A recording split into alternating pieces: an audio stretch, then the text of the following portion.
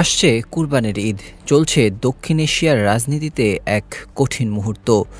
আর তাই এবার বাংলাদেশে গরু নিয়ে এক ঐতিহাসিক বাস্তবতা তৈরি হয়েছে। এই ঈদে কুরবানির জন্য কোনো আমদানিকৃত বা সীমান্ত ঘেঁষা চোরাই গরুর প্রয়োজন নেই। সরকারের প্রাণী সম্পদ অধিদপ্তরের হিসাব অনুযায়ী এবছর কোরবানির পশুর চাহিদা দাঁড়াবে ১,২৫,০০,০০০। এই গবাদি পশু সরবরাহ করা হবে শতভাগ দেশীয় উৎস থেকে, অর্থাৎ আমদানি শূন্য এবং সীমান্ত ঘেঁষা নির্ভরতা শূন্য। এ কারণে ভারতীয় অর্থনীতি, বিশেষ করে পশুভিত্তিক কৃষিখাত আজ রয়েছে চরম সংকটে। চুয়াডাঙ্গা, রাজশাহী, সিরাজগঞ্জ, কুষ্টিয়া থেকে শুরু করে দেশের অন্তত ৩০টি জেলায় তৈরি হয়েছে খামারভিত্তিক গরু উৎপাদন কেন্দ্র।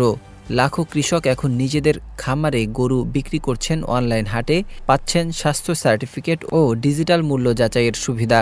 এক কথায় ভারতের গরুর জন্য আর জায়গা নেই বাংলাদেশে। শেকড় থেকে শিখরে। শুধু অভ্যন্তরীণ বাজার নয়, বাংলাদেশ এখন চায় বিশ্বের অন্যান্য দেশেও রফতানি করতে।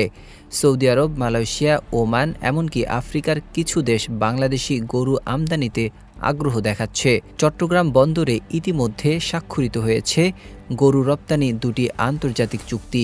২০২৬ সালের মধ্যে দক্ষিণ এশিয়ার শীর্ষ গরু রপ্তানিকারক হওয়ার লক্ষ্য রয়েছে বাংলাদেশের।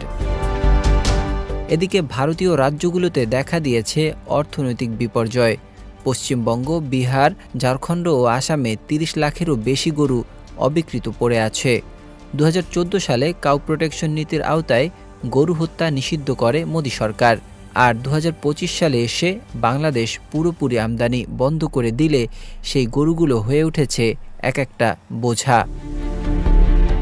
ভারতের গণমাধ্যম আনন্দবাজার, হিন্দুস্তান টাইম, দৈনিক ভাস্কর বলছে, শুধু পশ্চিমবঙ্গেই ক্ষতি হয়েছে প্রায় ৮০,০০০ কোটি রুপি। আর দিন দিন এ পরিস্থিতি আরও ভয়াবহ হচ্ছে। বিশ্লেষকরা বলছেন, এটি শুধু একটি অর্থনৈতিক সংকট নয়, এটি দক্ষিণ এশিয়ায় ভারতের প্রভাব পতনের একটি প্রতীক। বাংলাদেশ এখন কেবল গরু নয়, ধাপে ধাপে ভারতীয় পেঁয়াজ, আলু, রসুন, এমনকি ওষুধ ও নির্মাণ সামগ্রীর জন্য বিকল্প উৎস খুঁজছে। ভারতের জন্য এটি কূটনৈতিক ও বাণিজ্যিকভাবে এক বিশাল ধাক্কা।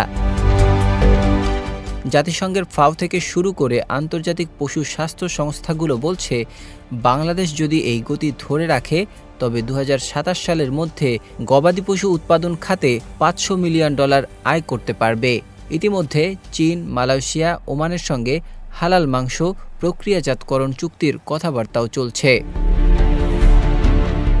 বাংলাদেশ দেখিয়ে দিয়েছে, শুধু এক খামার নয়, গোটা একটি অর্থনীতি দাঁড় করানো সম্ভব পরিকল্পিত উৎপাদন আর ডিজিটাল ব্যবস্থাপনায়। আর এ কারণেই এখন ভারতের সামনে দুটি পথ খোলা: সমঝোতা, না হয় পরাজয় মেনে নেয়া।